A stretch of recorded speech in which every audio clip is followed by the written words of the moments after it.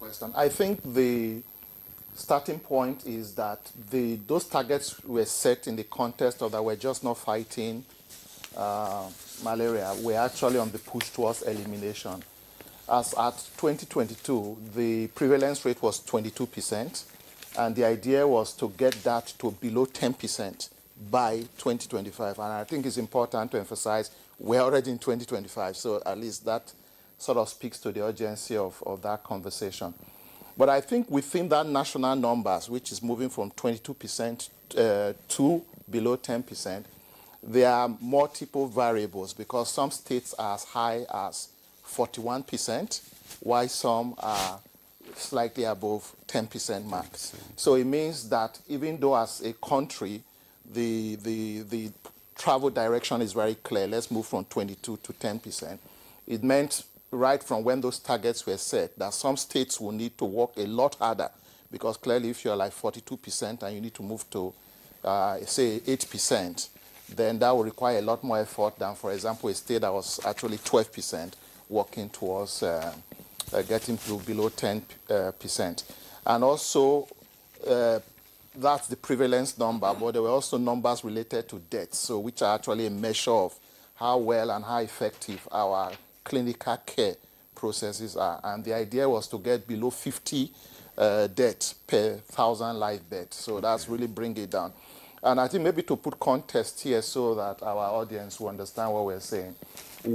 Out of every 4 cases of malaria right now in the world is actually in Nigeria. So that's 27%. That's high. That's very high, yeah, exactly. And if you then look at it, 37% of deaths are in Nigeria, again reflecting the quality of clinical care. So that was the base in which these targets were set, that by the end of this year, December, we should be able to get below 10% for prevalence nationally, some state more than others, as well as in terms of death, go below 50.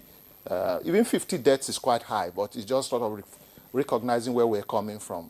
And so that's really the journey when we are talking about elimination. Fantastic, Dr. Idogo.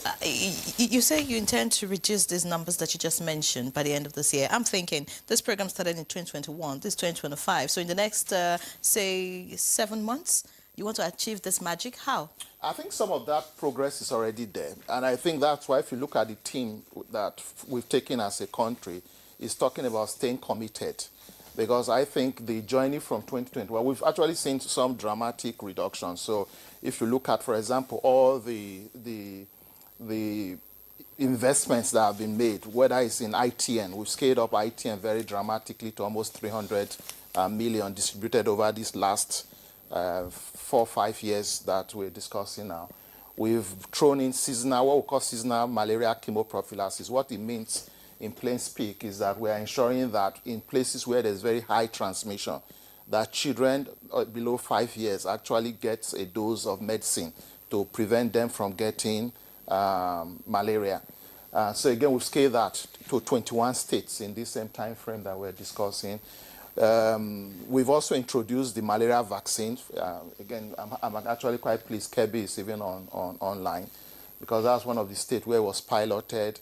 A lot of work has been done around sort of deepening the data system, trying to do what we call sub-national tailoring. So we're not just looking at Nigeria as Nigeria now, we're actually saying where is malaria? Where is it higher? What is happening in the different local government level, ward level, district level, and we're taking a very tailored approach to ensure we can actually drive that down. I think